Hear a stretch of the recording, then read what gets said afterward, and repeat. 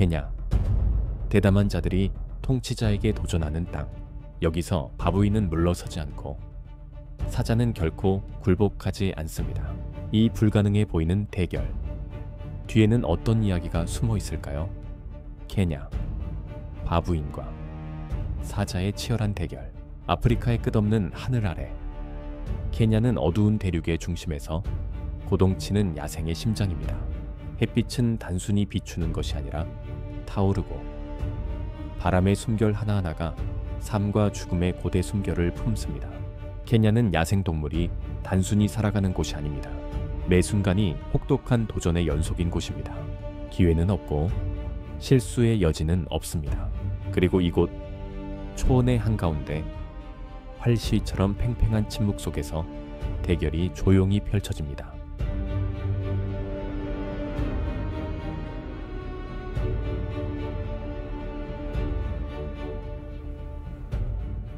케냐의 거친 사반에서 바부인은 자연의 혹독함에 가장 잘 적응한 생명체 중 하나입니다.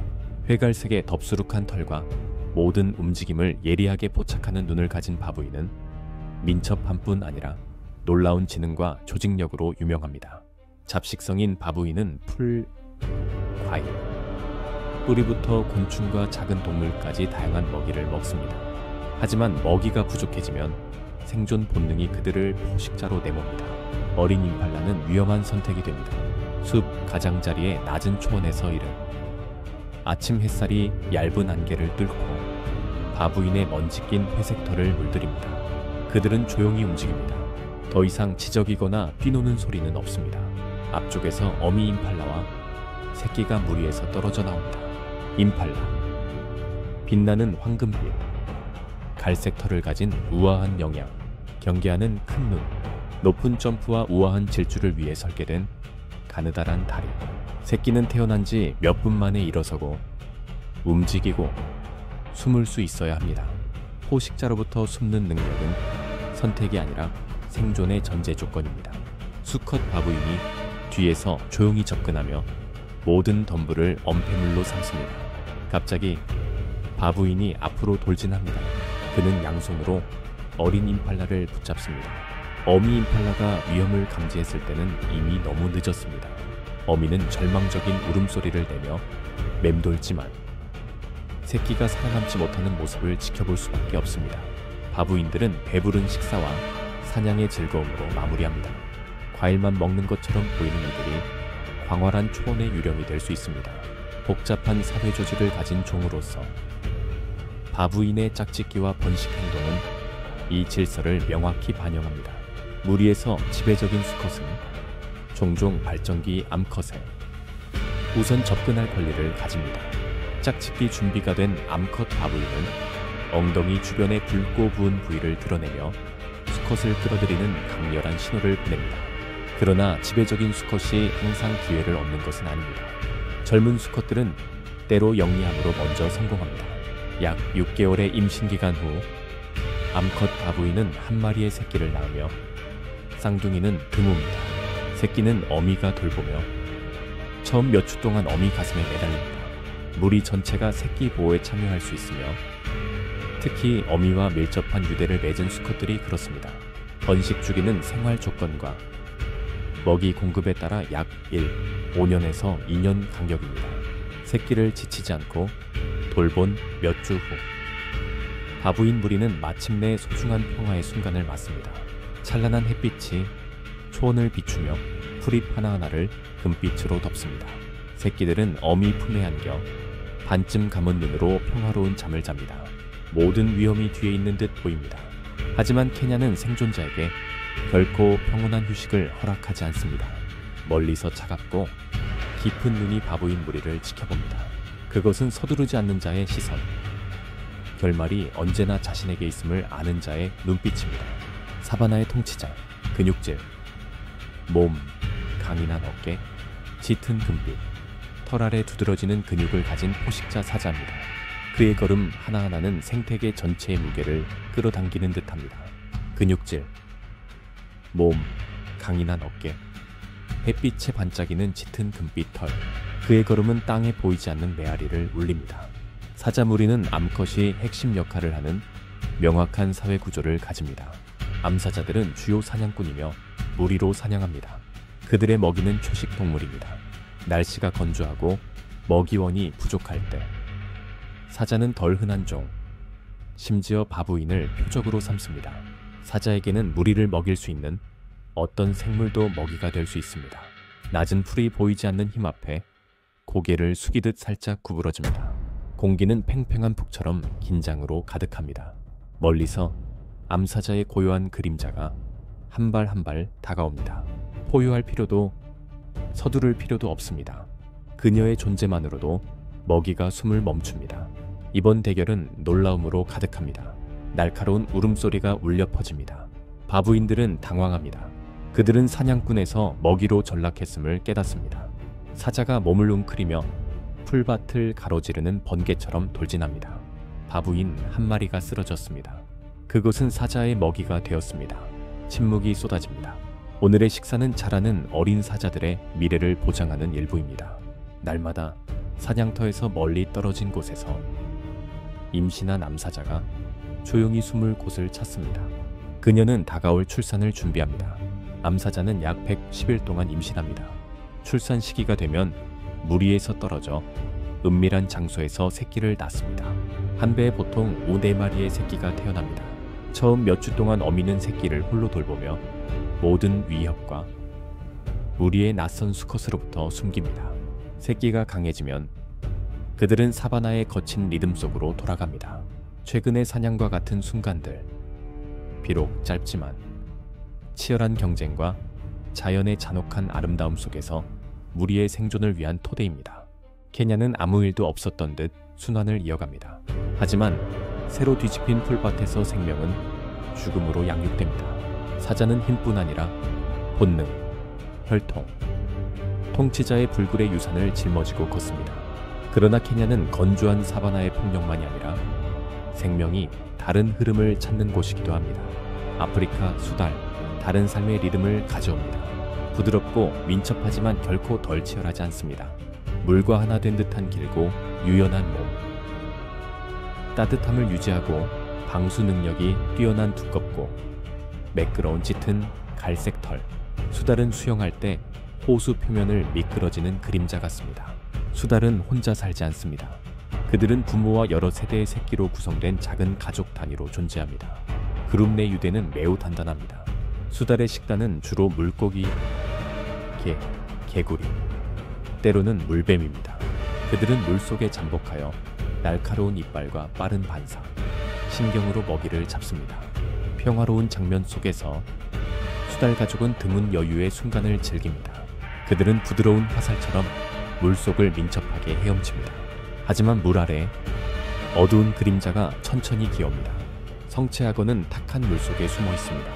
고대돌 같은 거친 피부와 물, 위로 반쯤 떠있는 노란 눈을 가진 악어는 시간과 인내의 화신입니다. 악어는 아프리카에서 가장 큰 파충류로 순식간에 먹이를 분쇄할 힘을 가진 물기를 지녔습니다. 악어는 인내심으로 기다립니다. 새끼 수달 한 마리가 잠시 무리에서 떨어져 조용한 수초 근처를 미끄러지듯 헤엄칩니다. 바로 옆에서 거대한 검은 그림자가 그 몸에 조용히 다가가는 줄 모릅니다. 인내심, 냉정함, 공격 준비 완료. 갑자기 수면이 깨집니다. 번개 같은 돌진, 악어가 턱을 벌리며 목표를 향해 직진합니다. 하지만 이번엔 빗나갑니다. 물 튀는 소리가 무리를 경고합니다. 당황하지 않고 성체 수달들은 즉시 포식자를 둘러쌉니다. 그들은 물고 꼬리를 휘저으며 위협적인 소리를 냅니다. 압도적인 힘에도 불구하고 악어는 작지만 단단히 뭉친 그룹 앞에서 아무것도 할 수 없습니다. 몇 초간의 몸싸움 후 악어는 깊은 물속으로 잠수하며 후퇴합니다. 실패한 매복. 여기서 용기는 크기가 아니라 깨지지 않는 단결에 있습니다. 케냐의 황혼이 깔리며 사바나는 점차 침묵에 잠깁니다. 사자들은 새끼들과 함께 휴식을 취하며 긴 하루 뒤 부드러워진 눈빛을 보입니다. 바부인 무리는 나무 그늘 아래 모여 대결에서 생긴 상처를 조용히 보듬습니다. 시원한 물속에서 수달 가족은 서로를 감싸며 부드러운 강 한가운데 몸을 맡깁니다. 여기엔 절대적 승자도 영원한 패자도 없습니다. 오직 끝없는 생명의 순환만 있을 뿐입니다. 매 순간은 힘과 지혜, 생존 본능과 혈연의 조용한 존재감이 얽히며 만들어집니다.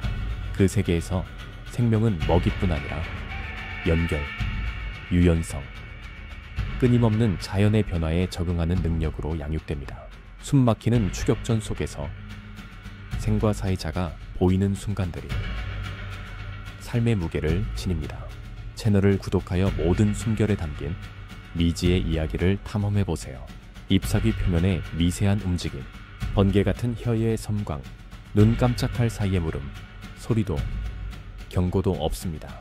단지 침묵의 순간, 그리고 모든 것이 사라집니다. 멘티스, 도마뱀부치, 황소개구리의 조용한 전쟁. 좋아요.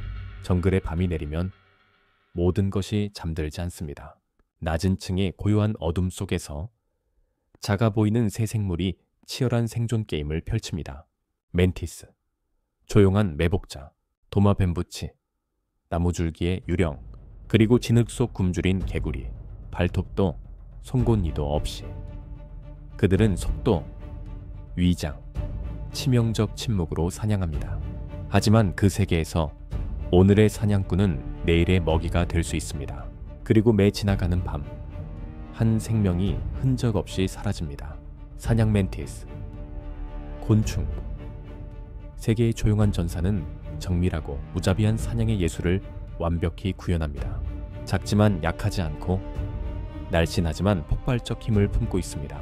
종에 따라 15cm 길이의 멘티스는 몸을 완벽한 살상기계로 만듭니다. 그의 앞다리, 기도하는 손처럼 구부러진 궁극의 무기입니다.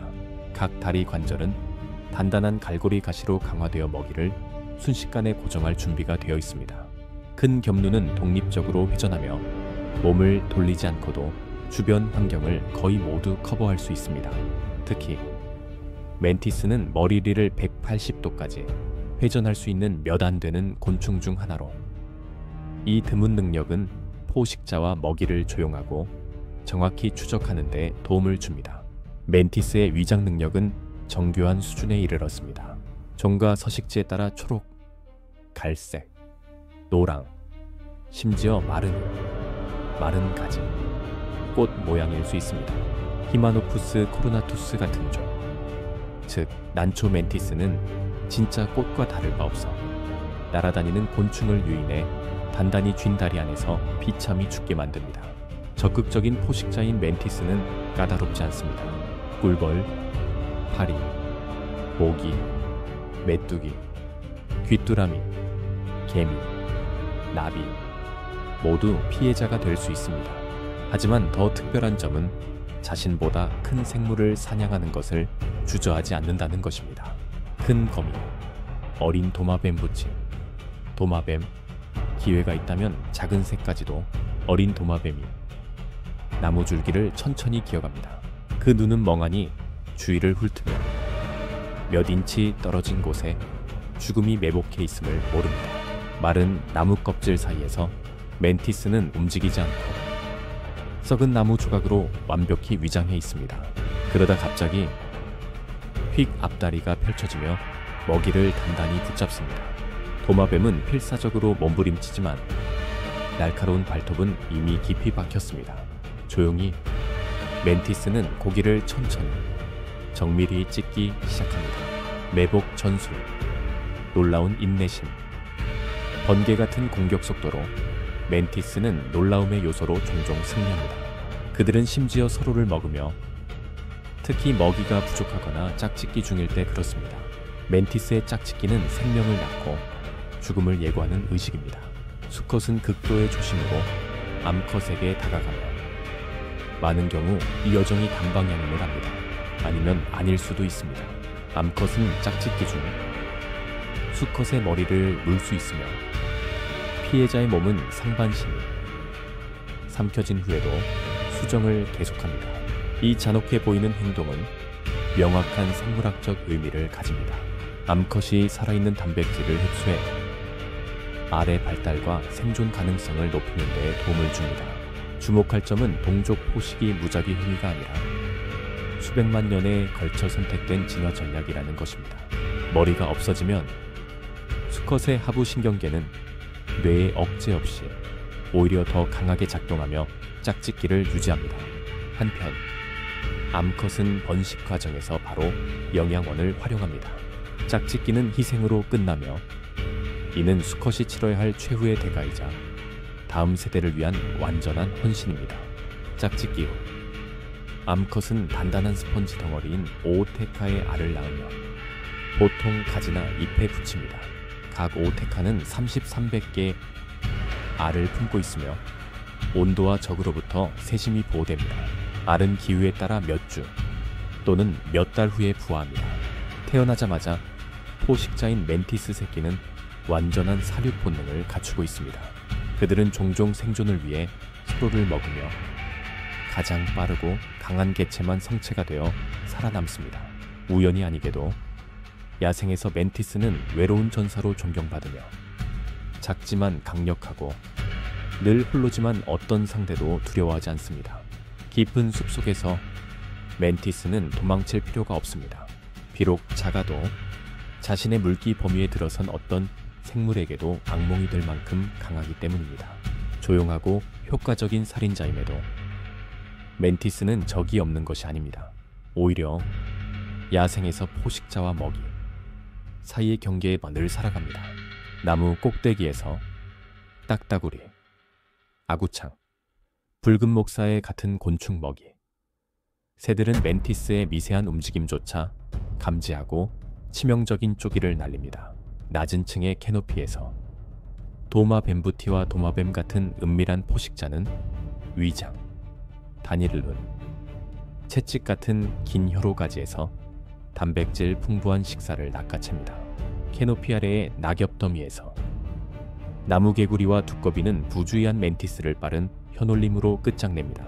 심지어 타란툴라 같은 큰 거미도 멘티스가 그들의 영역을 침범하면 제압할 수 있습니다. 더 높은 캐노피에서는 열대 나무뱀 같은 작은 뱀들이 가지 사이를 유령처럼 기며 부드러운 움직임으로 먹이를 접근해 조릅니다. 하지만 멘티스만 숨고 빠르게 공격할 수 있는 것이 아닙니다. 같은 가지 위, 부드러운 이끼와 갈라진 나무 껍질 사이에서 또 다른 생물이 조용히 지켜보며 그에 못지않게 위험합니다. 극이 있는 다리도 날카로운 발톱도 없지만 포식 세계에서 가장 무서운 무기 중 하나를 지녔습니다. 형태 변화와 절대적 정밀함. 그것은 도마뱀부치, 정글 세계의 유령이자 위장의 대가입니다. 사냥 멘티스가 전사라면 도마뱀부치는 기회를 절대 놓치지 않는 인내심, 많은 암살자입니다. 독립적으로 회전하는 눈, 나무 껍질 같은 거친, 비늘로 덮인 몸, 환경에 녹아드는 피부 색깔 변화 능력으로 도마뱀부티는 존재하지만 보이지 않습니다. 사냥 멘티스는 머리를 돌려 관찰할 수 있지만 도마뱀부티는 동시에 두 방향을 볼 수 있어 먹이를 추적하며 다른 포식자를 피합니다. 두 종 사이엔 친구나 적의 개념이 없고 오직 마지막 생존자만 있습니다. 때로 도마뱀부치는 번개 같은 혀로 사냥 멘티스를 먹습니다. 반대로 사냥 멘티스는 어린 도마뱀부티를 매복해 갈고리 다리로 신체적으로 우월해 보이는 생물을 제압합니다.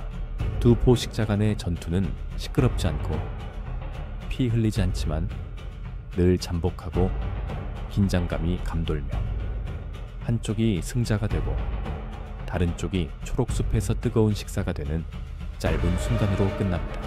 도마뱀부치, 학명 게코는 정교한 적응과 조용한 사냥 예술의 상징입니다. 몸길이 20-40 전체인데 피부는 이끼 무늬나 오래된 나무 껍질의 죽은 불꽃, 반점 같은 작은 알갱이 비늘로 덮여 있습니다. 피부색은 고정되지 않습니다. 빛, 온도, 심지어 감정에 따라 변합니다. 자연의 완벽한 위장 시스템입니다. 어둠 속에서 빛나는 크고 눈꺼풀 없는 눈은 고양이 같은 세로 동공을 가졌습니다. 하지만 도마뱀부티를 강력한 관찰자로 만드는 것은 독립적으로 회전하는 눈입니다. 하나는 앞을, 다른 하나는 뒤를 봅니다. 아무것도 그 통제에서 벗어나지 않습니다. 먹이를 쫓는 대신 도마 뱀부티는 기다립니다. 바위 천장, 나무 줄기, 오래된 벽에 매달립니다.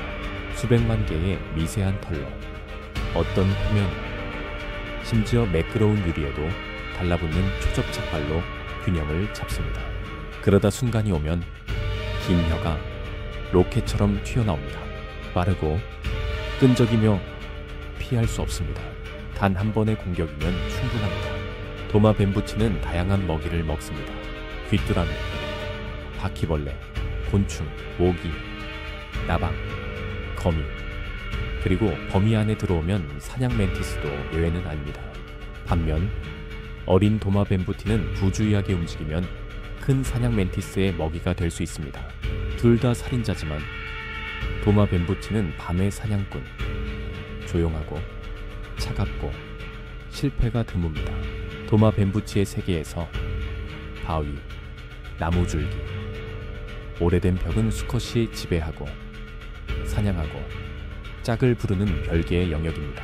다른 개체가 특히 번식기 동안 침입하면 충돌은 피할 수함이 없습니다. 고독한 존재에겐 관용이 없습니다. 습한 숲의 어둠 속에서 두 수컷 도마 뱀부치가 마주합니다. 그들의 등이 부풀고 피부가 어두워지며 눈이 활짝 열립니다. 둘 다 날카로운 소리를 냅니다. 개코의 각 파동은 전쟁 선포처럼 메아리칩니다. 그러다 갑자기 서로를 향해 돌진합니다.